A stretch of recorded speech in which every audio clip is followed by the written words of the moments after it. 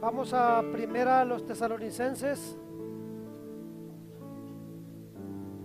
capítulo 4, versículo 13.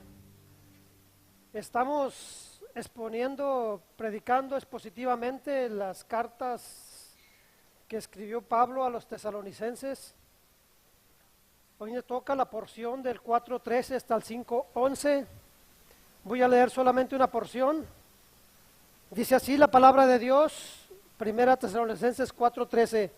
Tampoco queremos, hermanos, que ignoréis acerca de los que duermen, para que no os entristezcáis como los otros que no tienen esperanza. Porque si creemos que Jesús murió y resucitó, así también traerá Dios con Jesús a los que durmieron en él.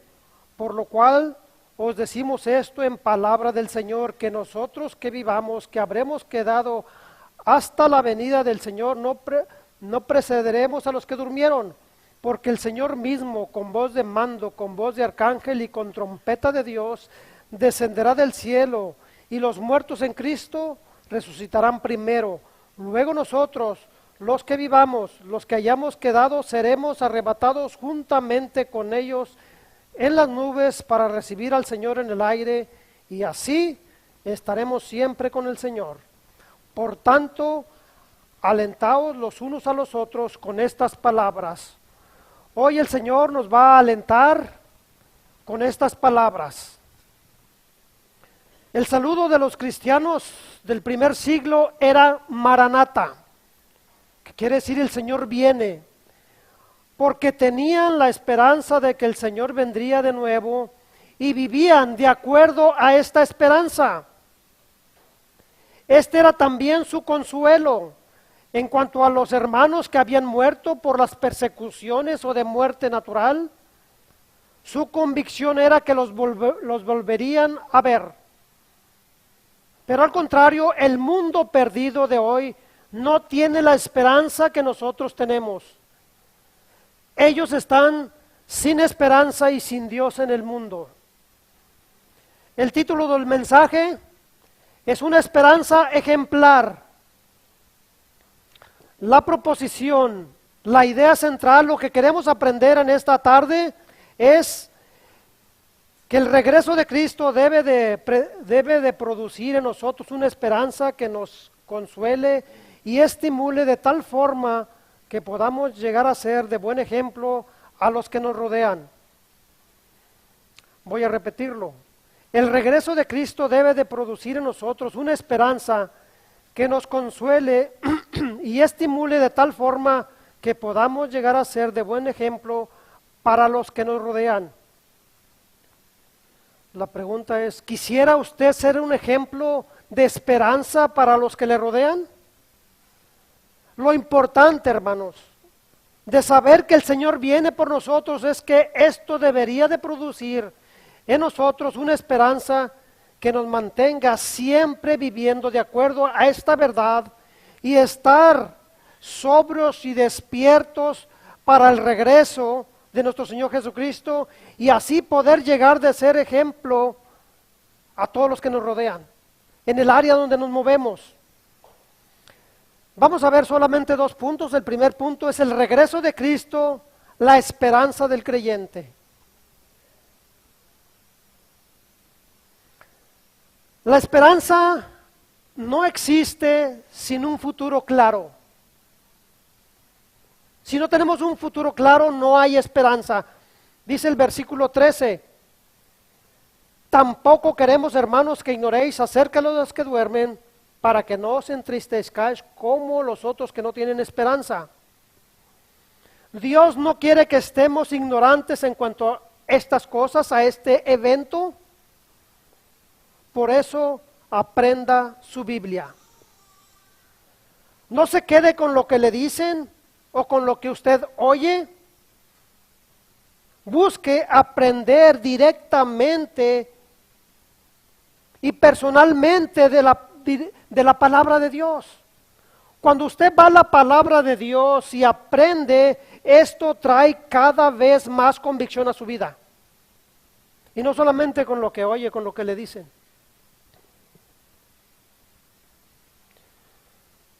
Dice Pablo les habló acerca de los que duermen. Cristo dijo, nuestro amigo Lázaro duerme. Esto de dormir se refiere a la muerte del cuerpo. En realidad Lázaro había muerto y nuestro Señor Jesucristo dice que duerme. Es una relación entre la muerte con el dormir en la Biblia. Esta expresión de morir no se refiere principalmente al cuerpo, no se refiere al espíritu ni al alma. Esta expresión, como dije, no se refiere al alma o al espíritu del hombre.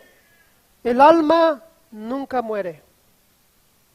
Y el espíritu vuelva a Dios que lo dio, es el que da vida.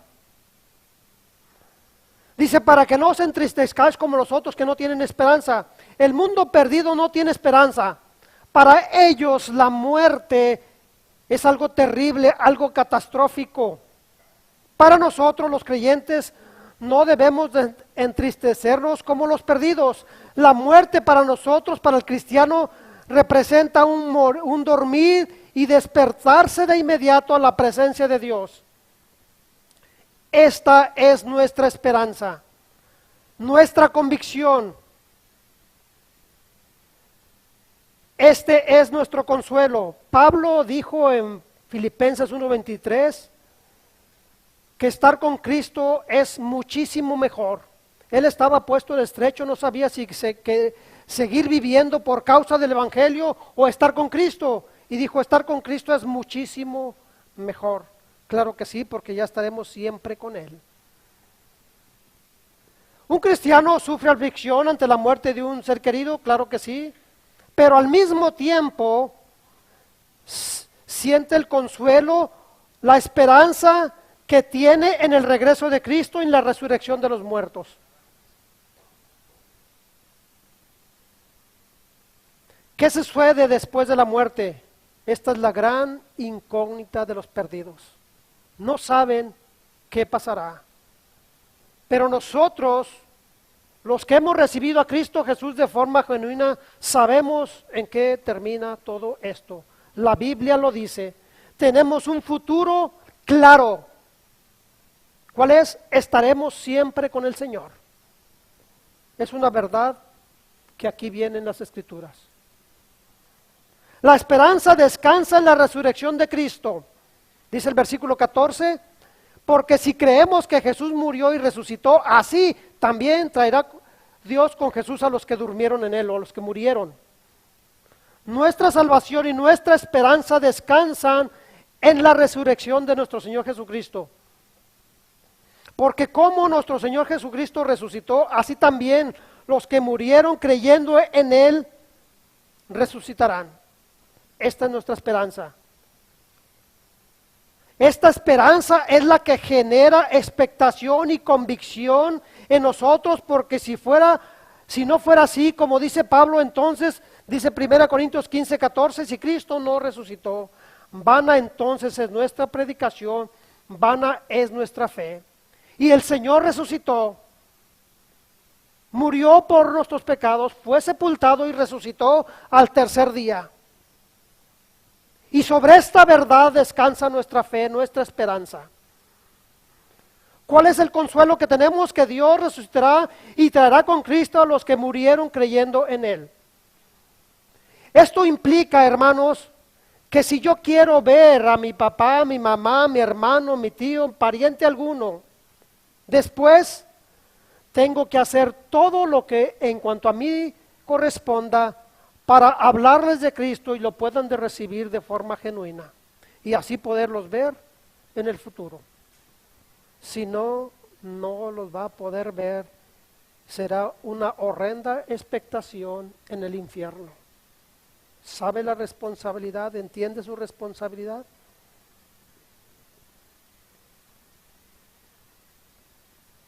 La esperanza será consumada cuando Cristo regrese, versículos 15 y 16.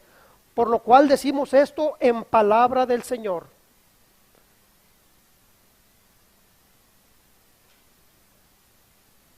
Que nosotros que vivamos, que habremos quedado hasta la venida del Señor, no precederemos a los que durmieron, porque el Señor mismo, con voz de mando, con voz de arcángel y con trompeta de Dios, descenderá del cielo, y los muertos en Cristo resucitarán primero. En Juan 4, 2 y 3, el Señor dijo: voy pues a preparar lugar para vosotros, y si me fuere y os prepararé lugar, vendré otra vez y os tomaré a mí mismo, para que donde yo estoy, vosotros también estéis. Esta verdad fue revelada por Cristo aquí en Juan. El apóstol Pablo la desarrolla aquí en capítulo 4 de Primera a los Tesalonicenses. La frase "en palabra del Señor" nos transmite certeza de que esto es palabra de Dios. Y no ideas humanas ni manipulaciones. Es Dios hablándole a usted y a mí. Por esto también nos da el orden de los que han muerto en el Señor. Tendrán una participación en el arrebatamiento de la iglesia. El orden será que ellos serán primero los muertos y después los que vivan o los que estemos viviendo. Cuando el Señor recoja su iglesia del mundo, el Señor mismo descenderá del cielo. Dice, porque el Señor mismo habla de un advenimiento, parusía. Esto habla cuando uno de la realeza se presentaba con toda su gloria y resplandor en alguna parte ante sus súbditos. Y esto es lo que va a hacer nuestro Señor Jesucristo. Se va a presentar con toda su gloria. Ya no va a venir como el siervo sufriente. Y continúa diciendo que el Señor descenderá del cielo con voz de mando. Es una voz como el que está al mando de un ejército. Quizás como la voz que él usó cuando estuvo frente a la tumba de Lázaro y le dijo: Lázaro, ven fuera. Otra frase es: subid acá. 3 veces nada más aparece esta frase en toda la Biblia, hablando del rapto de la iglesia. Y aquí se menciona la voz de arcángel. Él no es un arcángel, nuestro Señor Jesucristo es Dios. Pero la voz será como la de un arcángel. Se refiere a la calidad y a la majestad y la autoridad de su voz, voz de trompeta. Y dice que aquí también se tocará la trompeta. La trompeta habla de que es Dios mismo convocando. La sonaban en el Antiguo Testamento cuando había guerra, cuando celebraban algo. Y lo que creo que es aquí es anunciar también libertad. ¿Por qué? Dice 1 Corintios 15, 52, a la final trompeta, porque se tocará la trompeta y los muertos serán resucitados. A propósito, habla de la resurrección del cuerpo. Cuando el creyente muere el alma, el yo, va directamente a Dios. El cuerpo se queda aquí y estamos hablando de la resurrección del cuerpo. El espíritu vuelve a Dios que lo dio, es el que da vida. Otra posición en cuanto a de su voz, de sonido como de trompeta, es Apocalipsis 1:10. Juan, que se encontraba exiliado en la isla de Patmos, escribió en el versículo 10 del capítulo 1 de Apocalipsis, dice: yo estaba en el espíritu, con mayúscula. Esto es interesante, hermanos. Si no entendemos esto, nos perdemos en el libro de Apocalipsis. El día del Señor. Hermanos, no tenemos tiempo para explicarlo, pero es raptado desde la isla de Patmos hasta el día del Señor. Por eso dice, estaba en el espíritu, con mayúscula.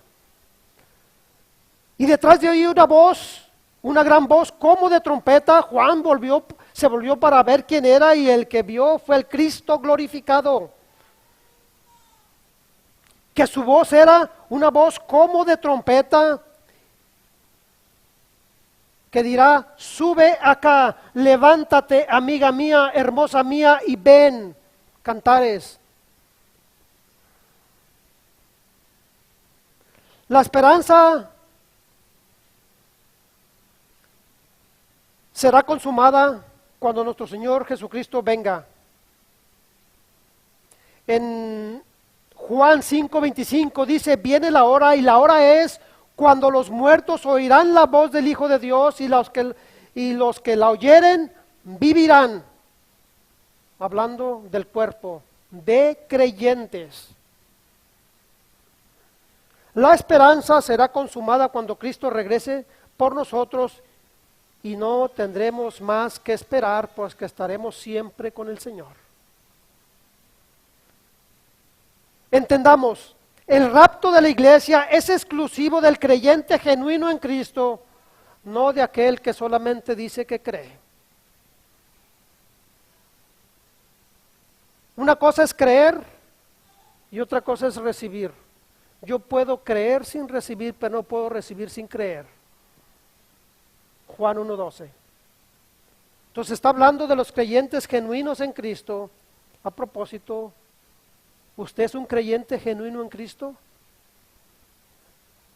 ¿Ha recibido a Cristo Jesús de forma genuina? Si usted tiene dudas, al final del mensaje tendrá la oportunidad de platicar con alguien o pregúntele a alguien y dígale, yo quiero estar seguro de mi salvación. Dice el versículo 17, luego nosotros los que vivamos, los que hayamos quedado, seremos arrebatados juntamente con ellos en las nubes para recibir al Señor en el aire, y así como en el aire estaremos siempre con el Señor. La esperanza es que seremos arrebatados y transformados. Este cuerpo de pecado no puede ni recibir ni ver a nuestro Señor Jesucristo directamente. Por eso seremos transformados a un cuerpo glorioso, como el que tenía nuestro Señor Jesucristo después de la resurrección.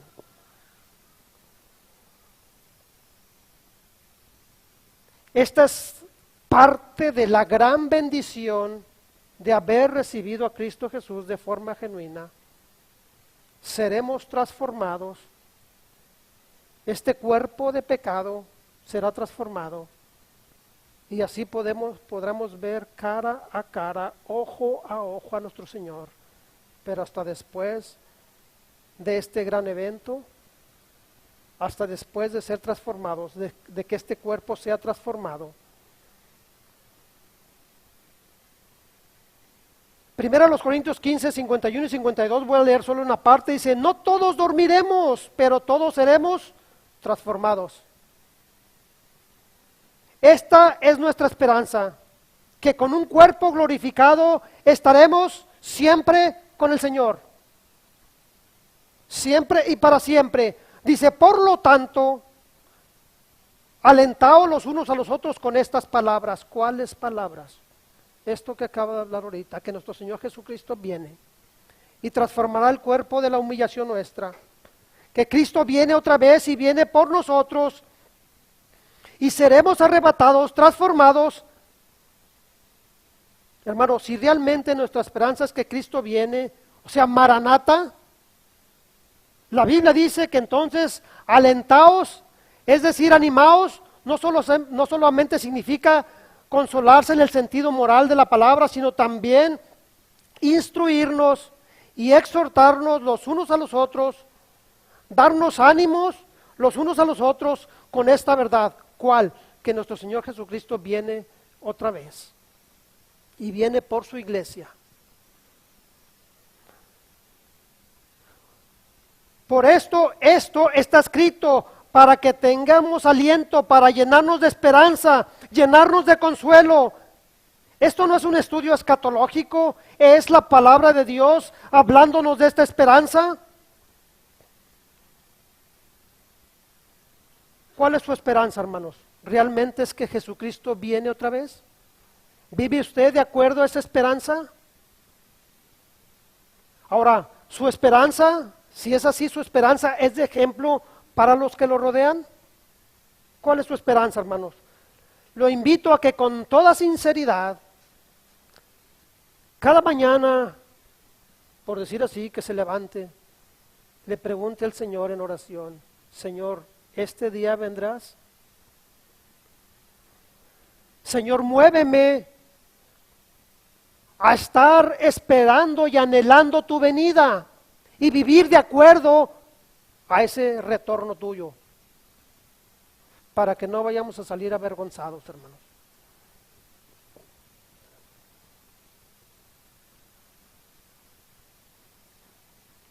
Si usted no tiene esta esperanza, hermano, está vacío, hueco, vano.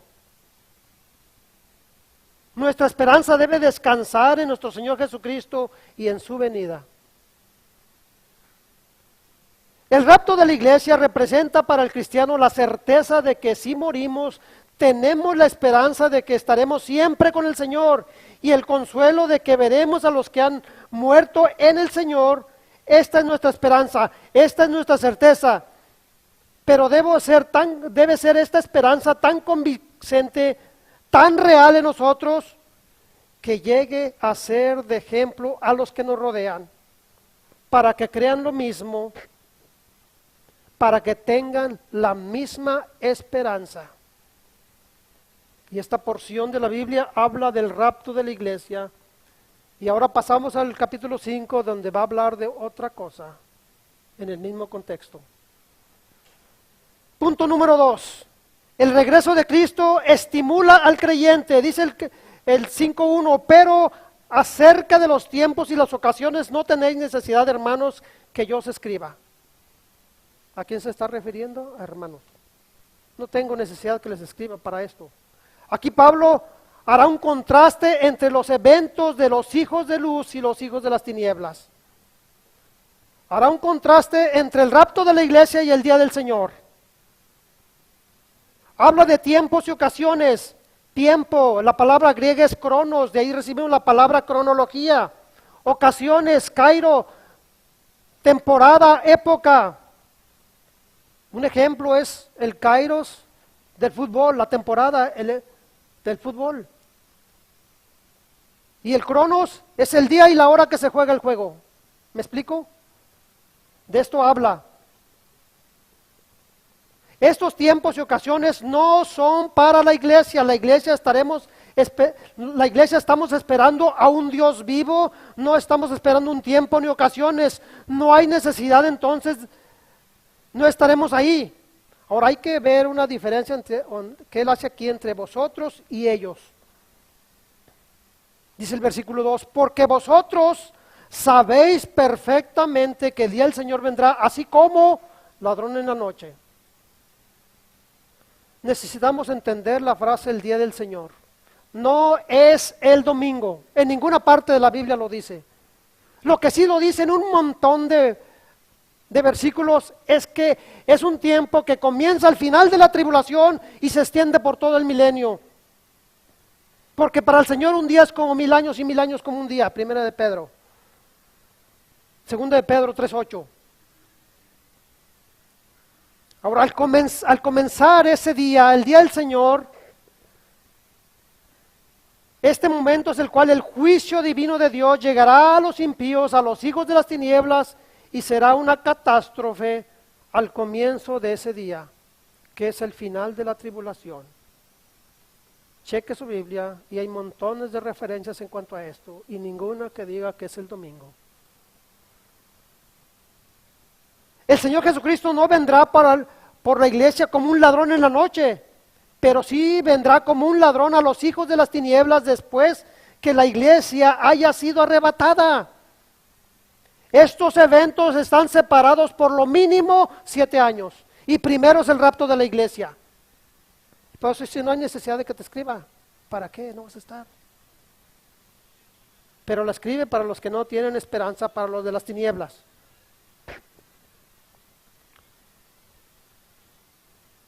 El Señor Jesucristo no vendrá a la iglesia, como ya dije, como ladrón en la noche.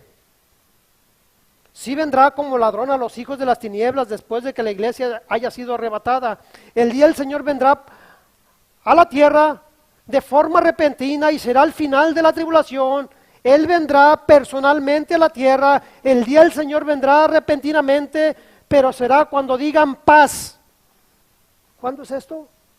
En la tribulación, a la primer mitad.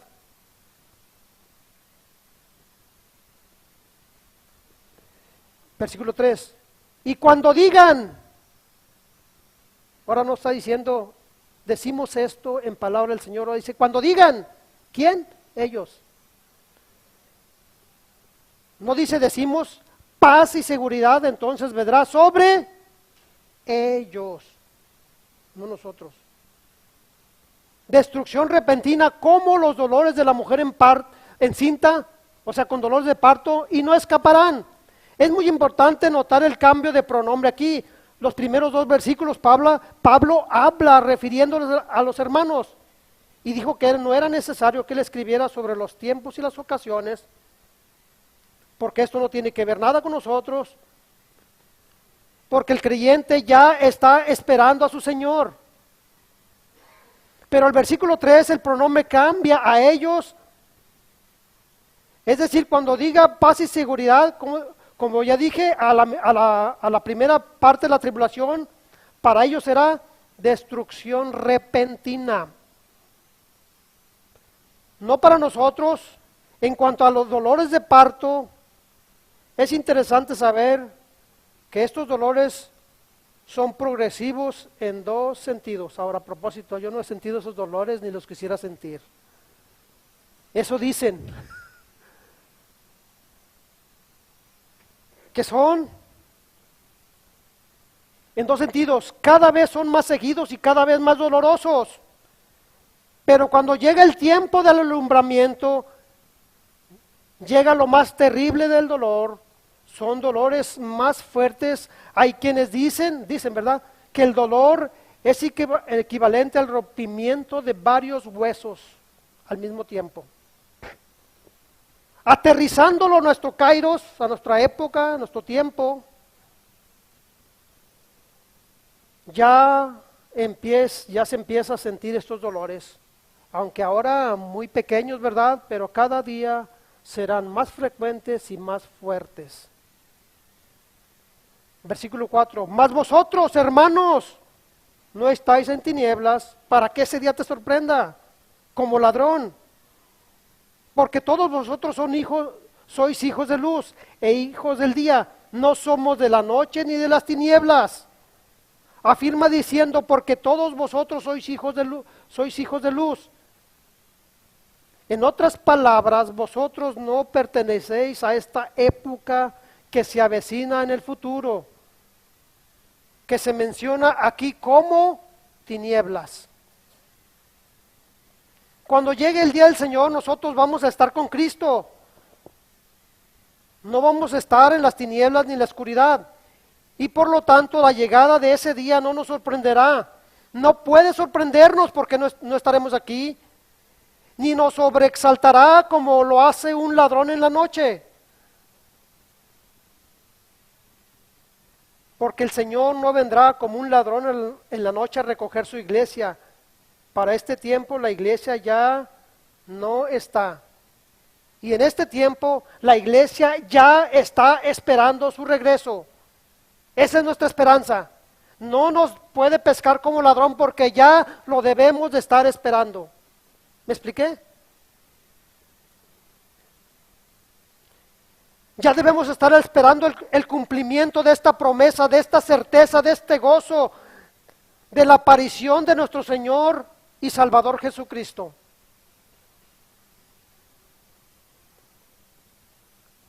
Interesante. Si usted llega a ver ese día, es que se le pasó el Uber, el metro, el Transmetro y todo eso. Es que ya vino Cristo y se quedó. ¿Me estoy explicando?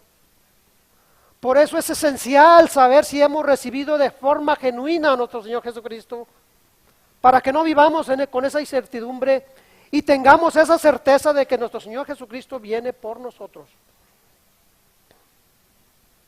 Lo estimulante para nosotros, los hijos de luz, los hijos de Dios, es que el día del Señor no nos sorprenderá, porque ya estaremos con Él. Esta es nuestra estimulante esperanza. Esto es lo que le debe estimular a usted y a mí, que Cristo viene y estaremos siempre con Él. Qué bendita esperanza, hermanos. Los hijos de luz debemos de estar despiertos y ser sobrios. Dice el versículo 6, por tanto, o sea, como todo esto acontecerá, no durmamos como los demás, sino velemos y seamos sobrios, pues los que duermen de noche duermen y los que se embriagan de noche se embriagan. El arrebatamiento de la iglesia es nuestra ejemplar esperanza, hermanos, indiscutiblemente. No emociones, es esta esperanza bendita que Él viene. Y podría ocurrir en cualquier momento. A causa de esta posibilidad no debemos de estar dormidos espiritualmente. No debemos de dormirnos como los demás, sino mantenernos alertas, sobrios, despiertos, en nuestro cabal juicio por estos momentos. Como dije, ya deberíamos de estar esperando ansiosamente este gran evento. Ahora, la palabra sobrios, alertas, nos enseña que el Hijo de Dios ha de permanecer sobrio y alerta. ¿Por qué? Porque tenemos un acontecimiento, un evento al futuro. Todavía puede ser hoy, puede ser mañana, puede ser en 15 años y la Escritura se cumple al pie de la letra.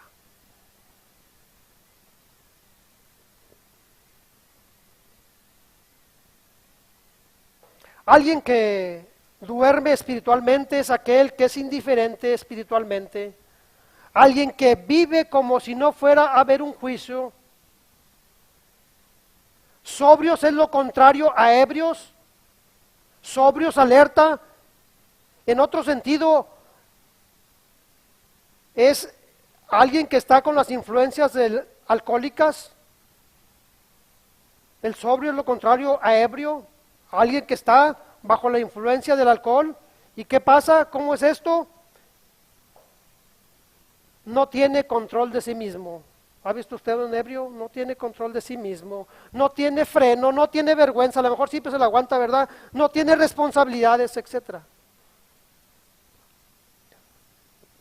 Sobrio, el sobrio está alerta, está en sus 5 sentidos, tiene una vida seria, controlada y equilibrada. Ahora, dormir y embriagarse se hace de noche en las tinieblas, hermano. Las dos características son de alguien que no le ha amanecido, que no le ha resplandecido la luz de Cristo. Alguien, por favor, que me ayude a leer Romanos 13, 11 y 12. Alguien con voz fuerte, por favor. Romanos 13, 11 y 12, capítulo 13.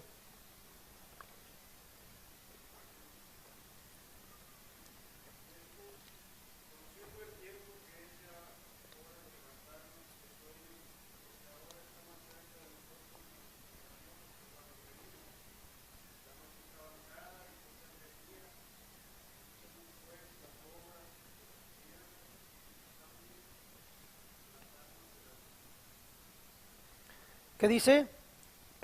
Que es ya hora de levantarnos del sueño. Hay cristianos dormidos, hermano. Hay otros que se vienen a dormir aquí, pero hay cristianos dormidos que no son sobrios. ¿Y qué pasa? Es tiempo ya, hermanos. Nuestro Señor Jesucristo viene. Y si usted cree en esta verdad, debe ser sobrio, estar alerta, estar despierto, porque el Señor viene, hermanos. Dice, pero nosotros que somos del día, versículo 8 de 1 Tesalonicenses 5, seamos sobrios, habiéndonos vestido con la coraza de la fe y el amor, y con la esperanza de salvación como yelmo, porque no nos ha puesto Dios para ira, sino para alcanzar salvación por medio de nuestro Señor Jesucristo. Otra vez aparece la palabra sobrios. Ahora, en conjunto, convistámonos con la coraza de la fe y del amor.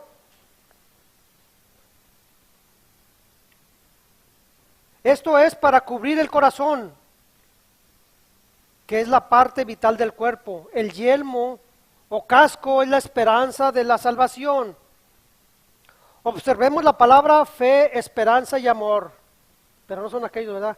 el trabajo del amor, la obra de la fe y la constancia de la esperanza, que eran virtudes de los tesalonicenses actuales, y que son virtudes que debe tener usted y debo de tener yo. La fe es la fe que salva. La fe que salva produce obras. La fe mira hacia el pasado cuando aceptamos a nuestro Señor Jesucristo.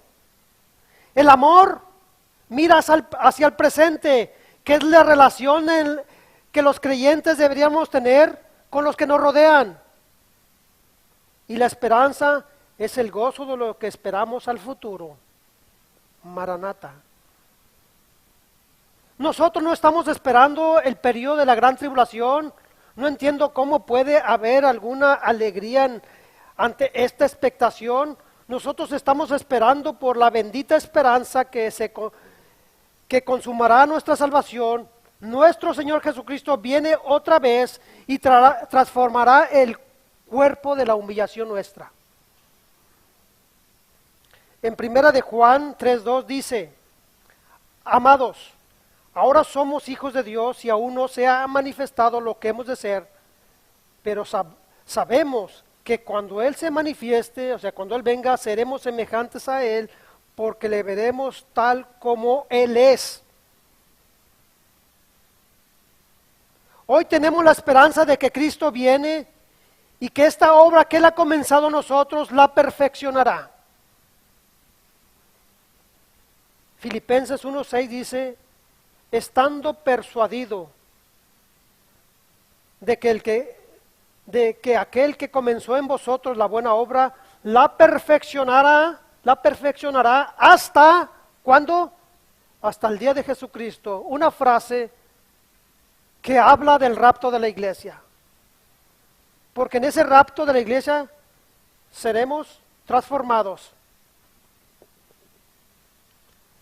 Versículo 10: quien murió por nosotros para que ya sea que velemos o que durmamos, vivamos juntamente con Él. Por lo cual, animaos unos a otros y edificaos unos a otros, así como lo hacéis. Interesante, el día del Señor termina con esto y el arrebatamiento termina con estas palabras de ánimo. Qué gran esperanza y consuelo nos dan a los creyentes estas verdades. Esto es estimulante, hermanos, y como dije, si eso no le estimula a usted, no sé qué le puede estimular, hablando en el sentido espiritual. Si no vivimos de acuerdo a esta esperanza, entonces, como dijo Pablo, comamos y bebamos que mañana moriremos.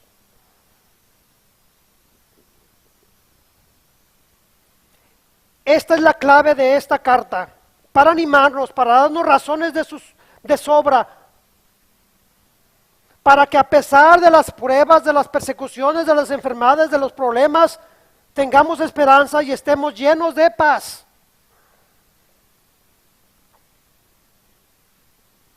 La pregunta para nosotros: ¿es usted hijo del día o hijo de las tinieblas, hermanos? Esto se ve, se palpa. Yo puedo decir lo que yo quiera, como dijo aquel: tus hechos dicen más que las palabras. No puedo ver lo que me dices porque me estorba lo que haces. Lo que requiere de nosotros es que estemos sobrios y alertas, que estemos velando en la espera de nuestro Señor Jesucristo, en su retorno. Esto debe producir en nosotros el animarnos, alentarnos y edificarnos los unos a los otros con esta esperanza, con estas palabras, con esta esperanza viva que como resultado debe de ser de gran ejemplo a todos los que nos rodean.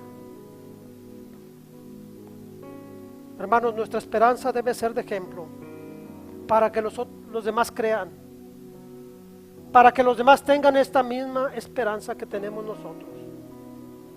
Conclusión. Hermano, el regreso de Cristo está produciendo en usted una esperanza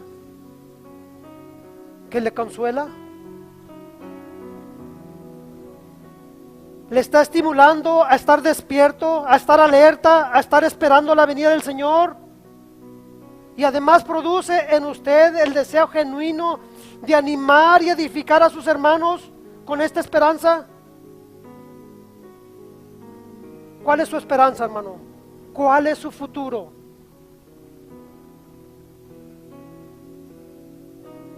¿Su vida muestra que usted vive de acuerdo a esta esperanza?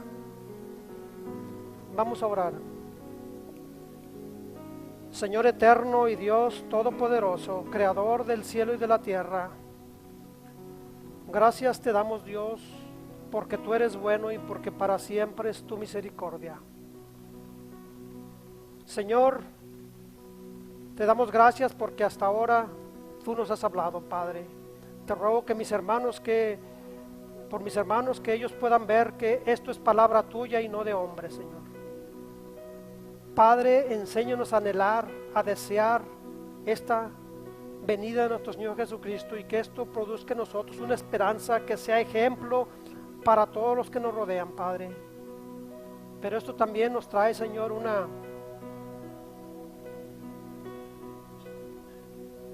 un trabajo, Señor, de hablarles a nuestros familiares, aquellos que no te han recibido, Padre. Gracias te damos por todo, Padre. Dios, yo te ruego que tú obres en nuestras vidas y que esta tu palabra no vuelva vacía, Padre. Que dé fruto de a 100 por 1.